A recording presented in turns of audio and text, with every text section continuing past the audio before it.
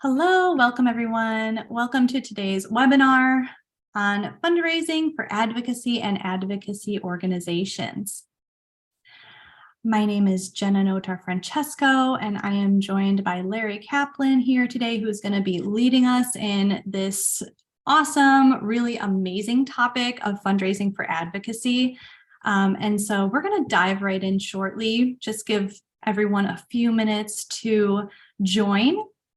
In the meantime, just a little bit of housekeeping. I would love to invite you to open up the chat and share your name, where you're from, and your organization and anything that you're hoping to learn about advocacy today. And on top of that, we are recording this webinar. So you will we'll be sending out the recording of the webinar probably later this week or early next week.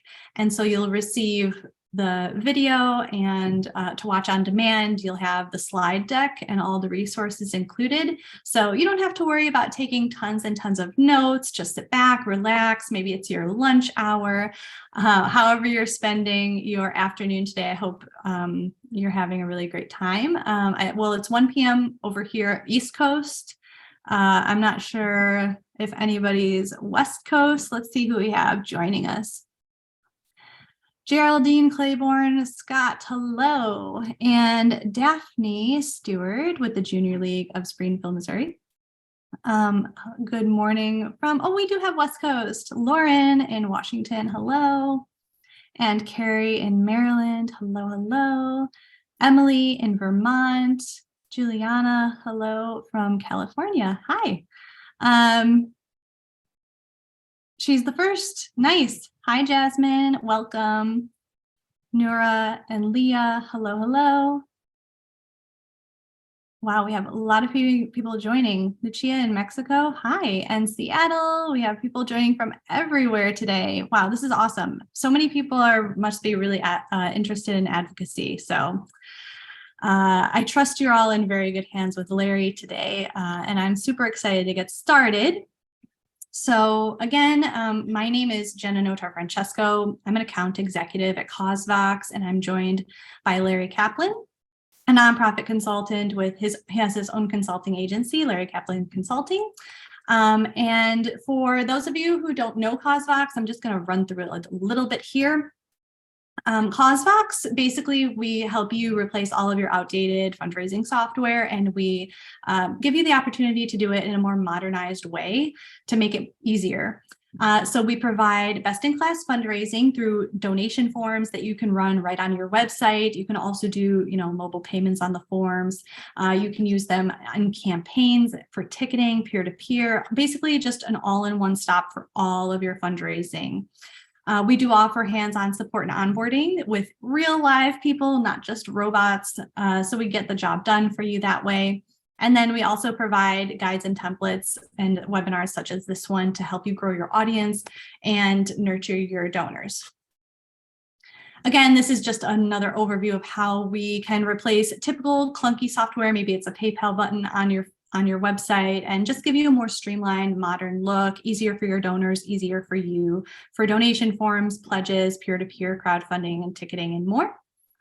We do have pledges. We do have many different ways for donors to pay. So we have several mobile wallets, including PayPal, Venmo, Google Pay, Apple Pay, and ACH bank transfer. And besides that, there's just customized branding, and you can also write up your automated receipting to be tax deductible standards. We can help you sell more tickets in combination with your fundraising, so you can do both at the same time. If you have any type of event that you're getting up and running that requires ticketing, you can run donations and tickets simultaneously. And on top of that, hands-free fundraising, peer-to-peer, just to wrap it all together, peer-to-peer is an amazing way that we've seen organizations raise almost twice the amount of funds by mobilizing their networks to fundraise on their behalf. And so we do a really easy setup, clutter-free admin control, and it just makes it really easy for you and your supporters to raise funds. So if you're interested in learning more about CauseVox, maybe you would like to get a campaign up and running for your next advocacy project, you can schedule a demo with us. You can watch one of our recorded demos, or you can schedule a demo with me directly as a live demo where I can talk more exclusively about how we can work one-on-one to better your organization's fundraising this year. And you can also sign up at our blog to receive all of the free fundraising tips and educational resources that we send out weekly. It's a wealth of just resources there, lots of robust information and tools. So definitely check us out at causevox.com/blog. And now, without further ado, I am going to hand the microphone over to Larry. Larry has had just such an extensive career so far in advocacy consulting, and he is the problem solver. He is the fixer of all things regarding, advocacy, and is very passionate about urban communities and social justice. And I'm so glad to welcome him. And so give him lots of emojis and thumbs up and hellos and welcomes in the chats. And thank you, Larry. Welcome.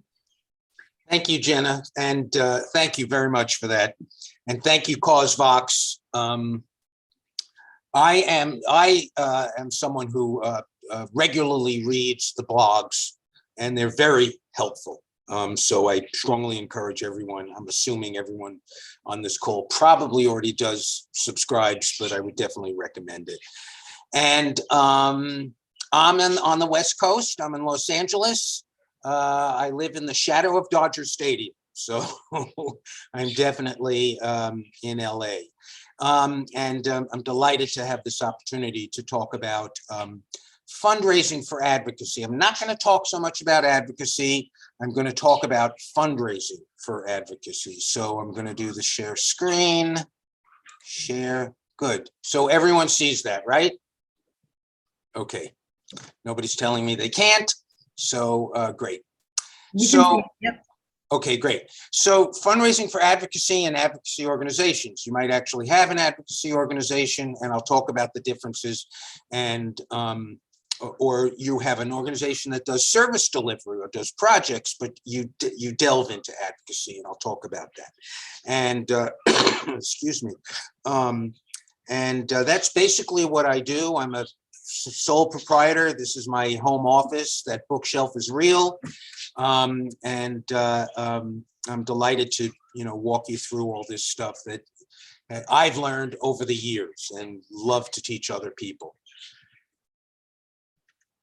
Down. How come that doesn't work? There we go. Pardon me. Just getting over a cold.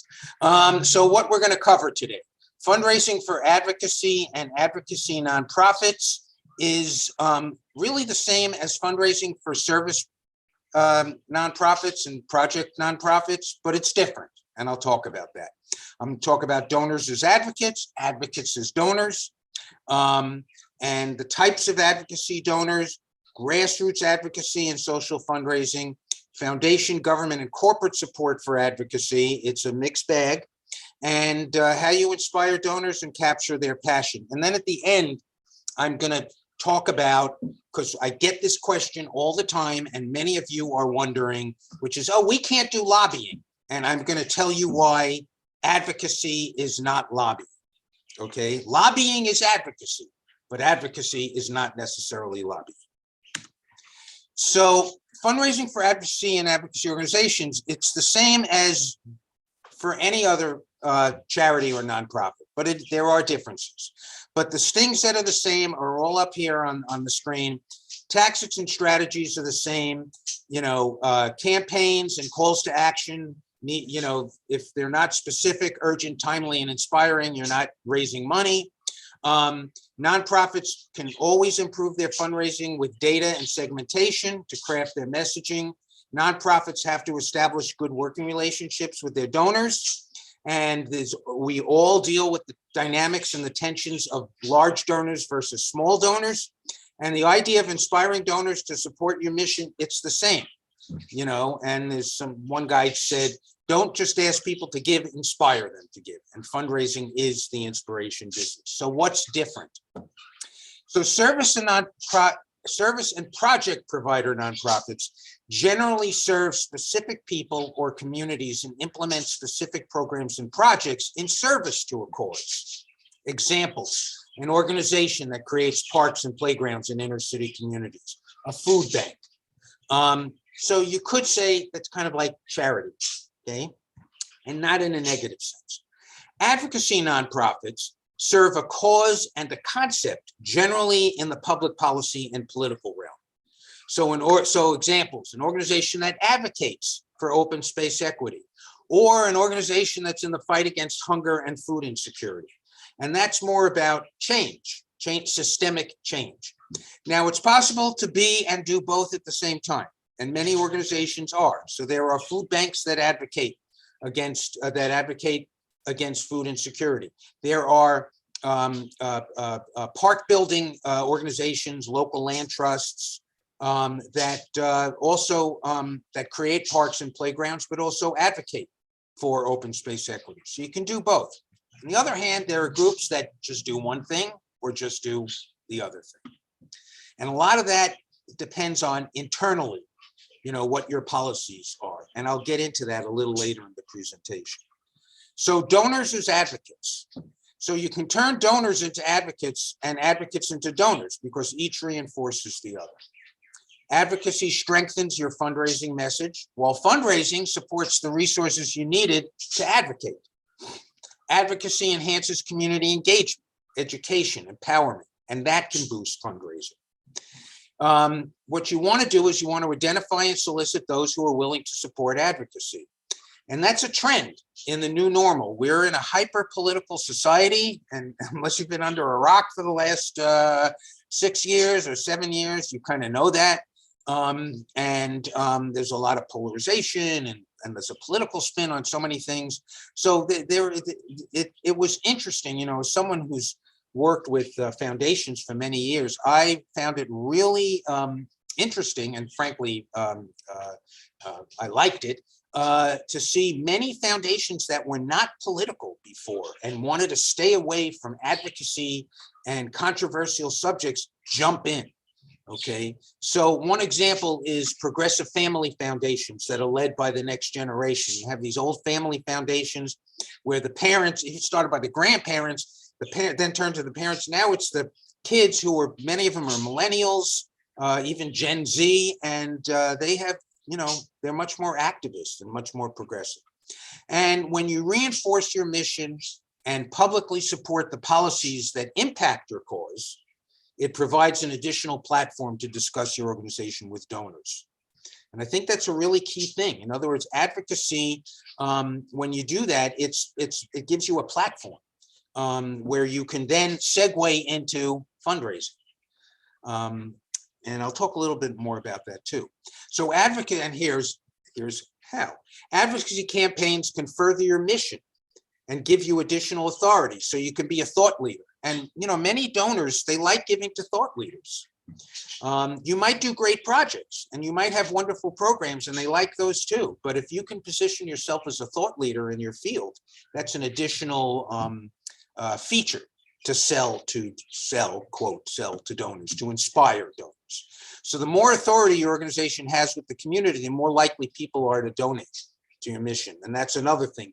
If you've done advocacy and you're quoted in the newspaper and et cetera, or on TV or whatever, it's going to give you a certain kind of authority and credibility that you might not necessarily have.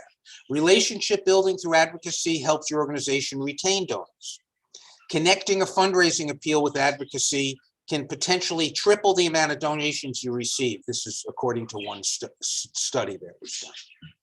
And advocacy-inspired fundraising that's tied to relevant and timely news stories provides the best fundraising activity. And those of us in the PR business, which I also do, call it newsjacking. So ripped from the recent headlines, the best example is the Dobbs decision, the Supreme Court decision that overturned Roe v. Wade. Planned Parenthood and many abortion rights organizations jumped on that as a fundraising opportunity.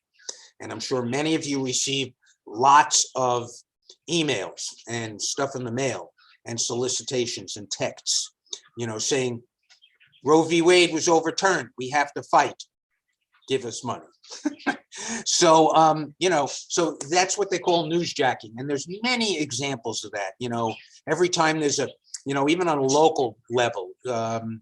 Another recent example, actually, the whole issue of police brutality and policing in America's cities. The recent headlines, the Tyree Nichols story. Again, many organizations that are focused on policing have used that as a segue into a fundraising appeal. So that's what they call newsjacking. Types of advocacy funders. So there's sort of, three things to know about this. There are what they call the big bettors, who are the major gifts from a small number of individuals or foundations, sometimes just one. They usually connect with the cause on a deeply personal level, and they might not just be funders, but there might also be founders. So examples of that are, that many of you are familiar with is Soros and his initiatives, Gates and his initiatives, where they basically say, we got a big pile of money and we want to solve a problem. Who wants to help us? So that's one thing. A funding table where you secure gifts from a group of funders who've decided to collaborate, to coordinate their giving around policy objectives. And they're usually interested in strong advocacy plans. An example of that, those of you any of folks on the call who work in nonprofit journalism, is this campaign called Newsmatch. It's every November, December, and it's a coalition of nonprofit journalism sites. Most of them are hyper local, that get together and have a year-end fundraising campaign. And there are a handful of large funders like the guys from Miami, who I'm blanking on their name right now, who they all get together and they support this in addition to small donations.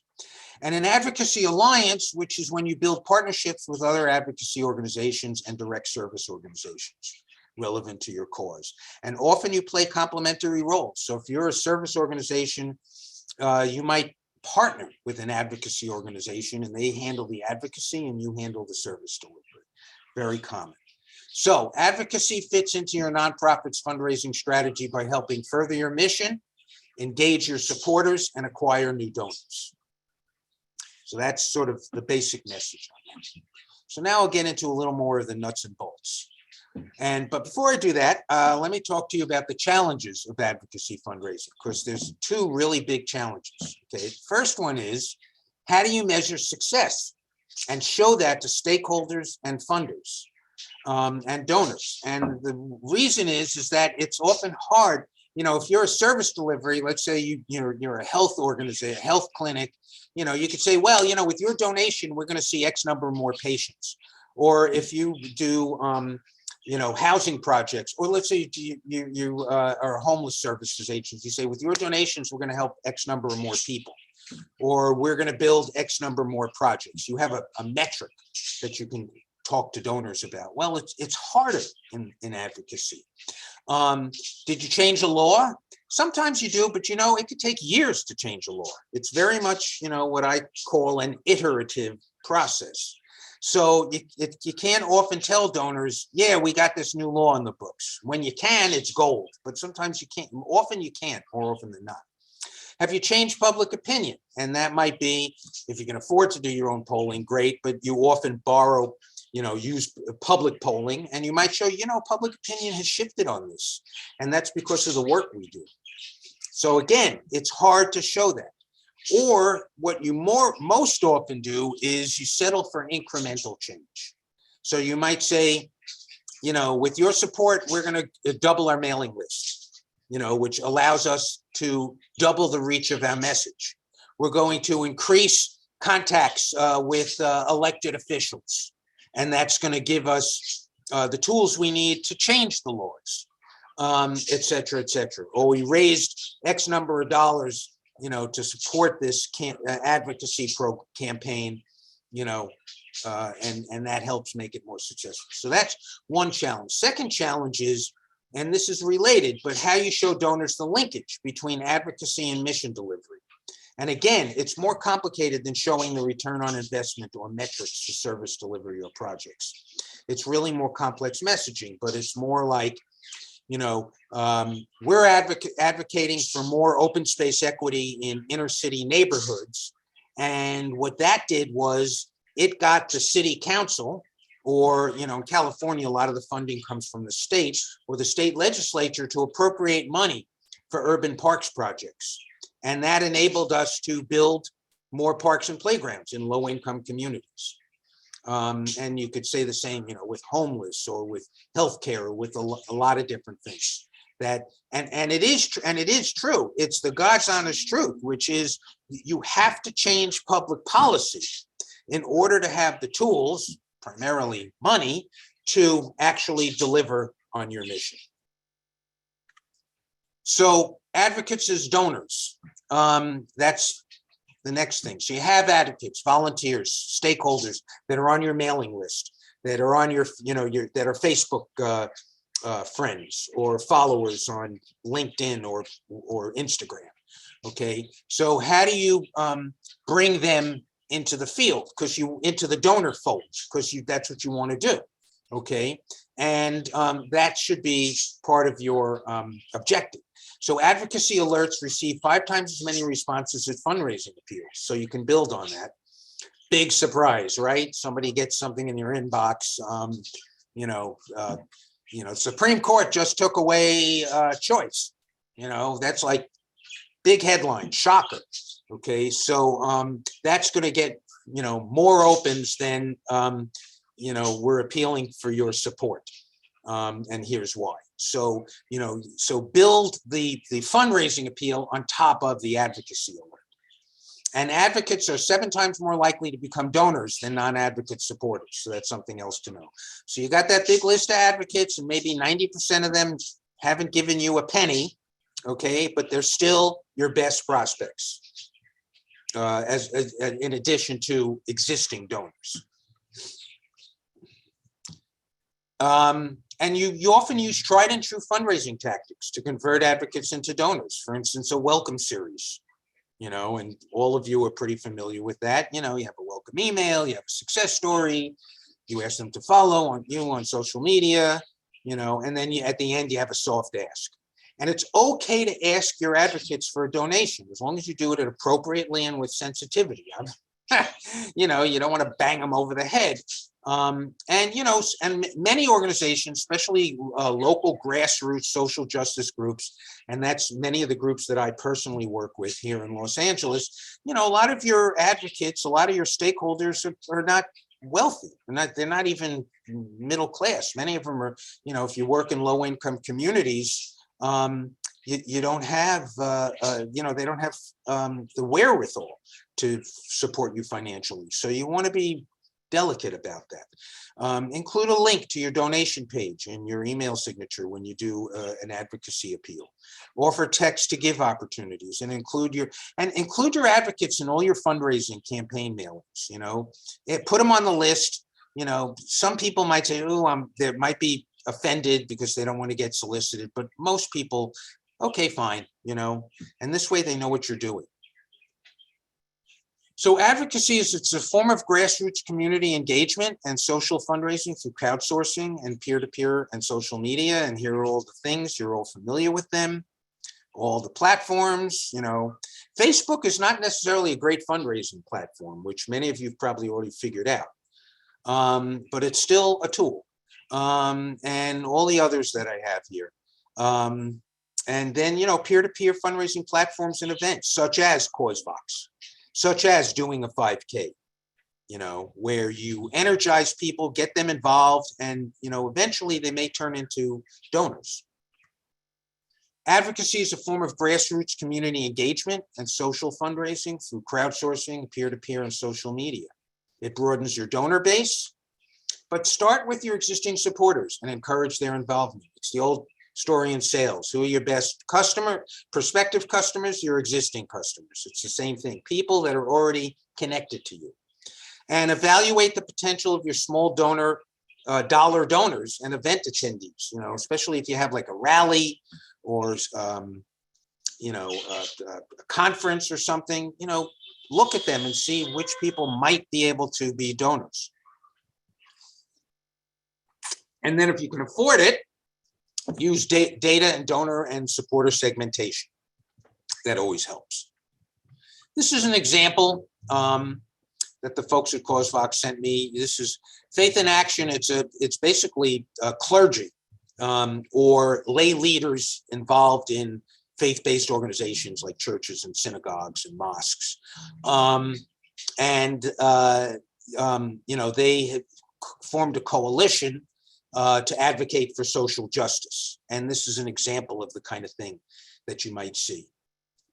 So they're appealing to people that are already in the fold in terms of their supporters, but now it's taking it to the next step. So let's talk a little about advocacy grant seeking or advocacy fundraising from different sources, okay? Foundations, as I mentioned earlier, foundations historically have been risk averse and avoid controversy, but it's changing, as I mentioned. Many funders now want to support systemic social change, and that requires advocacy and community engagement. There's a foundation here in LA, it's Liberty Hill. Their motto is change, not charity. And that's where a lot of foundations are moving over towards. Institutional and family foundations will support advocacy, not necessarily lobbying, and I'll talk about that at the end. The difference, it's just important to craft and position your written proposals properly so you have impact. It's important to understand the rules and your funders' preferences and their culture, if you can. I'm a big believer in you don't just write a grant proposal based on some RFP and hit the send button. You try to research, understand, and if possible, develop a relationship with the funder. And when applying for general operating support, describe all of your organization's activities, even if that includes lobbying, making clear that you're not asking them to support lobbying, in case they're squeamish about that. You want to demonstrate that you understand the IRS lobbying rules and definitions. Again, I'll get to that at the end. You want to demonstrate that you have the capacity to carry out your organization's goals. Again, no different from any other kind of grant seeking. Don't seek funds for partisan political activities from any foundation, and that's because it violates IRS regulations for 501c3s to get involved in partisan political activities. Don't describe all your advocacy as lobbying if it doesn't actually meet the definitions of lobbying. And again, I'll get to that at the end. And set reasonable measures and achievable goals, which is a challenge in advocacy work because often the goals can be very amorphous.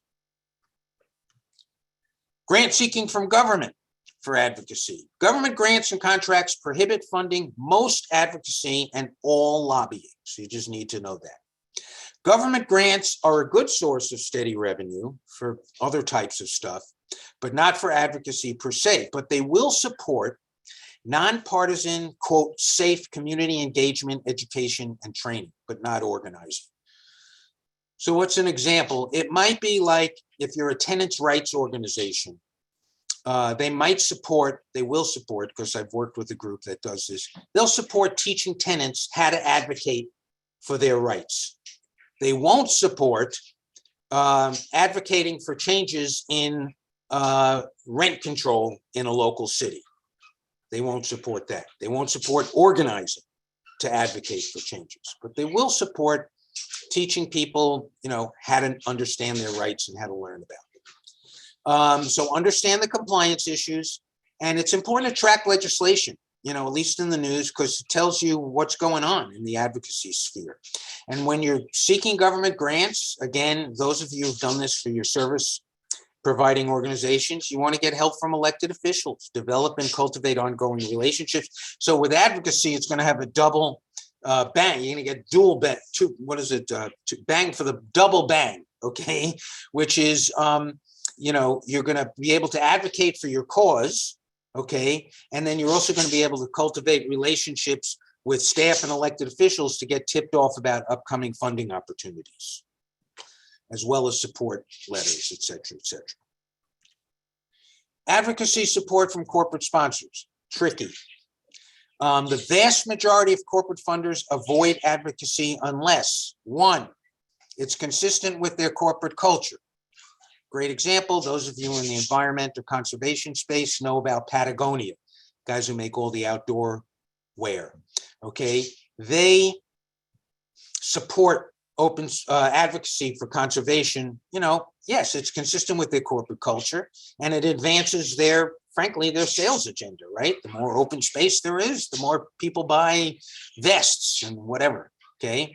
Or a health insurer would support wellness advocacy because, you know, their ulterior motive is that the more wellness there is in the community, the fewer claims there are.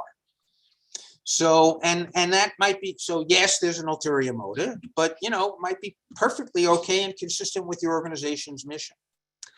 Or it advances their own agenda. And this is where I have careful in red. You got to be careful, okay? Because if their agenda conflicts with your agenda or muddies the waters of your agenda, you got to be really careful. You may not want to do it. Now, the obvious no-brainer example would be a health nonprofit that takes a contribution from Altria, which is the big company that owns, I forgot which brand, but they own cigarettes. They own cigarette brands, okay? Yeah, that's a no-no, and that's like really obvious, okay? Or an environmental organization that takes money from a oil company, obvious, okay? But sometimes it's not as obvious, okay? I worked with an organization where they wanted to take corporate support, and the first thing they ran into was that there were potential corporate fund. This was a immigrants' rights group, and there were potential corporate funders that didn't have a good track record on immigrant rights, either because they because their activities were anti-immigration, or they supported anti-immigrant laws or whatever. But it was very subtle and not something that you would think of right away. It was like it was a nuanced kind of thing and a couple of levels away. So you got to be careful about that. So when you start doing that, taking corporate, and this would be true even if you're providing services or doing projects, really vet and ask the hard questions. Do we want to take money from these folks? Advocacy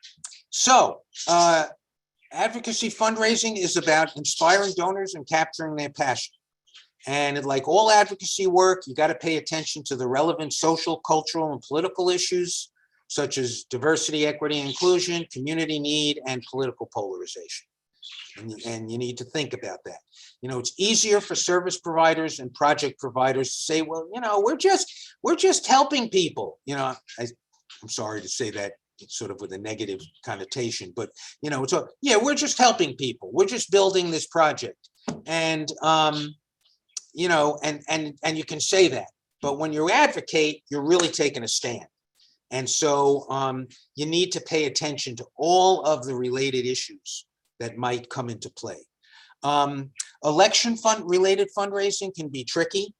Remember, it's okay to promote voting and generic political engagement. And of course, your ulterior motive with that is that assuming that your stakeholders support your cause, then if they go out and vote, it's going to help your cause, okay? And it's okay to promote causes. And in states with ballot measures, it's even okay to promote or oppose the ballot measures. California, a lot of the Western states have ballot measures. It's perfectly legal for a nonprofit, even though I know people say, well, that's political, but it's not partisan, okay? It's perfectly legal to support a ballot measure that may help your organization's mission or may hurt your organization's mission. It's even okay to give them money. So that's something to know. And again, at the end, I'll give you a resource that'll help you figure this stuff out. It is not okay to promote candidates and partisan political activity. That's the main thing that's not okay. I would just talk a little bit about rage fundraising or rage philanthropy. It's kind of a recent phenomenon. In 2016, it was the Trump bump. The whole concept behind it is you strike while the iron is hot. Another example would be the Dobbs decision that, inspired rage among a lot of abortion rights advocates. It's definitely a thing. The challenge to rage philanthropy and rage fundraising is, how do you keep rage donors in the fold? And the parallel is disaster giving. There's an earthquake, there's a flood, and there's a flood of, no pun intended, a flood of donations responding to that disaster. And then, 3 months later, crickets, it's, all dried up. How do you keep those folks in the fold? And that's a challenge. And that's a messaging challenge, that you want to keep them engaged, so that they stay on board for future fights. And then I talked about newsjacking as a way to inspire donors. So you want to engage your community and supporters for fundraising leads, and you start small and build over time. Okay, Rome wasn't built in a day, as the old cliche goes. And, again, look at your lists and see how you can build on that. And my final thing on this is, you might make someone mad. Is inside and out, is your board on board? Okay, so I'll give a quick example. This goes back about 10 years. A conservation nonprofit in, I think, in a Midwestern state, had a contract with the state Natural Resources Department to manage a preserve, okay, nature preserve, and tale of two organizations, each managed a preserve. They each had a contract. One of them was always criticizing the governor, always. The other one didn't say anything, okay? When it came time to renew the contract to manage the preserve, guess which one didn't get renewed, okay? So the question becomes, doesn't mean that they were wrong, and it doesn't mean that the nonprofit that didn't say anything was right. What it does mean is that the folks criticized the governor. One would hope that internally they were having a conversation, saying, if we criticize the governor, we may lose the contract to manage this preserve. And they may say, that's okay, we'll do the right thing and take the chance, okay? Or they may have had a debate internally. So that's one thing, okay? And then the second thing, even more important, is internally, is your board on board. I can't tell you how many times I've been involved with nonprofits where the executive director goes out and gets involved, takes a stand on a controversial issue, and then there is pushback, or even worse than pushback, an explosion on the board. Sometimes they lose their jobs because of that. So before you do any kind of advocacy, you want to make sure that your board supports that. And you want to make sure they support, I talk about this a little later on, but while I'm on the subject, the whole idea of doing advocacy is, it's really an internal decision. Again, there's no legal or IRS limitation on advocacy, okay? Only on lobbying. And, but you may have, your board and your organization may have decided, we don't want to do advocacy for whatever reason, and that's okay. Okay, but that's an internal decision. I worked at a national conservation nonprofit where it was an internal policy not to advocate against development, real estate development, which would encroach on open space. They advocated for funding for open space, but they wouldn't advocate against, somebody developing land. So, and that was an internal decision that they made on a board level. So something to keep in mind. Okay, so now I'll get to this. I won't spend more than a few minutes on this. The difference between advocacy and lobbying, and why you probably shouldn't worry about it, okay? So I'm going to read this verbatim because I think it just nails it. All lobbying is advocacy. okay? And I'll say parenthetically, just like all dogs are animals, okay? But not all advocacy is lobbying. Not all animals are dogs, okay? The main difference between lobbying and advocacy is that lobbying indicates or asks for an opinion or a vote about specific legislation. While there are legal limits on lobbying, there are no limits on advocacy outside of your organization's own internal policies. And this link that I have there, and then you see my little graphic, and the link I have, it's Boulder Advocacy. It's a project of the Alliance for Justice, and it's an excellent resource. Go there, and there's tons of stuff. You can spend all day reading all of their blog posts and white papers and all kinds of stuff that really delve into what you can do and what you can't do. But basically, like I said, lobbying is asking for specific action, okay? So I'll give you the best way to describe it as an example. Advocacy is saying, we should do something about homelessness. And homelessness is bad, and it hurts the community, and it hurts all these people. It hurts the people who are homeless. It hurts the communities where it's prevalent. Blah blah blah. So you're kind of like making a general policy statement. Okay. Lobbying would be going to the city council and saying, "There's a bill in the city council allocating X million dollars for a homeless program. Vote for it." That is lobbying. It's very specifically tied to a piece of legislation. Or another example, let's get back to choice. Okay, the advocacy. The Dobbs decision was awful, and it impacted choice, and it hurt women and communities across America. That's advocacy. Going to a member of Congress and saying, vote for, I know there's a bill which, you know, as we all know, won't go anywhere. There's a bill legislating abortion rights. Okay, vote for that. That's lobbying because it's specific. One step further, not to get too complicated, because this can make your head explode. Okay, which is what they call grassroots lobbying. So if you go to a community meeting and say, let's say you go to a community meeting, let's get back to the homeless example. You go to a community meeting and you say to everyone at the meeting, call council member so-and-so's office, tell them to vote for this bill allocating funding for a homeless program. That's grassroots lobbying. You're not directly lobbying the elected official, but you're lobbying the community to pressure them. On the abortion stuff would be the same thing. You go to a community meeting, call your Congress member and tell them to vote for this bill. That's grassroots lobbying.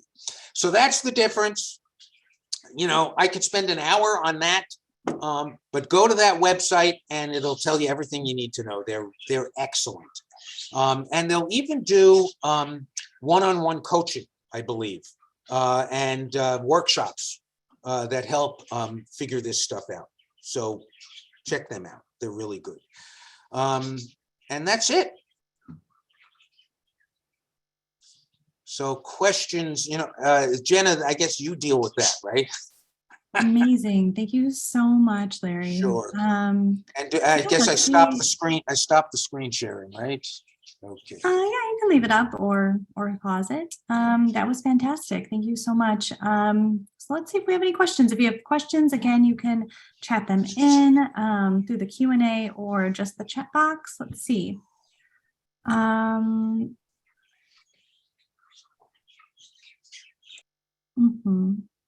Yeah, I was just reading some of the comments we had here. I don't know if you saw them, Larry, in the chat. I haven't looked at them because I've been too busy making my presentation. Yeah, just Matt was saying that the Alliance for Justice is a great resource. Yeah. Let's see, I think we have one question in the Q&A. So Haley's asking, if you're lucky enough to get a meeting with an elected official, what can you ask? Great question. I am a big proponent, even if you're not doing advocacy, let's say you're a service provider, I am a huge component of developing relationships with your elected officials on all levels. So they know who you are, because then when you need them, you're not calling out of the blue. Oh yeah, this group, we know you guys, okay? So I would strongly recommend, local city council members, assuming you have districts, okay? If you're in a smaller town where it's at large, you might do the mayor, okay? Your state legislators, your members of Congress, even your US senators. And again, it depends on the state.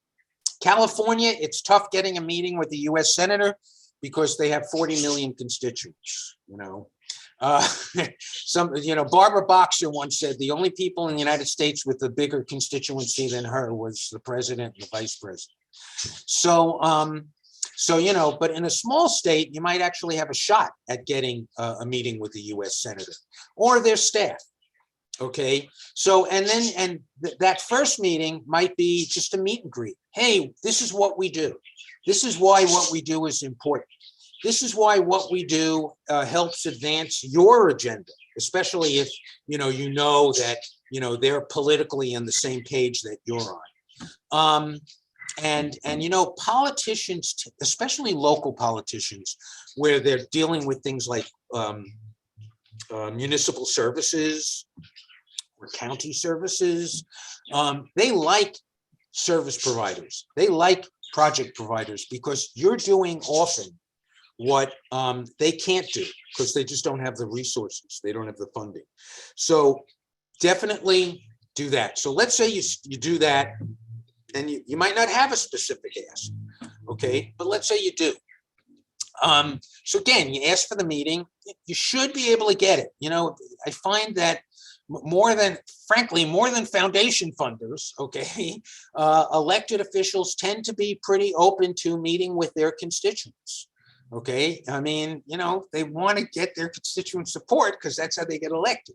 So, and then you should be able to get a meeting, at least with staff. You might ask for a staff meeting. If you get one with the elected, it's gold. But staff meeting is great too. And then, have an agenda, just like you're meeting with a donor. Okay, this is what we do. This is how we help the community. This is how we advance your agenda. And this is what we need from you. It's all pretty straightforward. And and don't be shy. It's like I said, you'd be surprised. They're usually very willing to meet with you. That's great. Let's see, Janice is wondering, can a nonprofit petition the community to get a bill on the ballot or work with politicians to sponsor a bill, whether nonpartisan or partisan? I'm not sure about that. Getting a bill on getting a ballot measure might be under the whole ballot measure thing. This is where I'm going to refer you to Boulder Advocacy, because they do answer that question. I think if it's a ballot measure, then you've got more flexibility. I think though, if it's asking people to help get a bill, again, it might be grassroots lobbying. So it might not be okay, but I'm gonna have to punt on that, okay? Because I'm not a lawyer. And Boulder Advocacy, they're all lawyers, okay? They're all election lawyers. So like they know this stuff inside and out. And there is an answer to that question. And if it's not there, you can ask them and they'll tell you.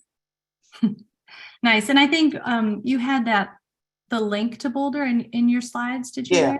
You do, okay. Yeah. So perfect. So just a reminder for everyone still here on the webinar, the slides will be sent and you'll have the direct links as well. Yeah, let's see. Anybody else have any other questions? This has been absolutely fantastic. Just so many things that I hadn't known before about fundraising for advocacy.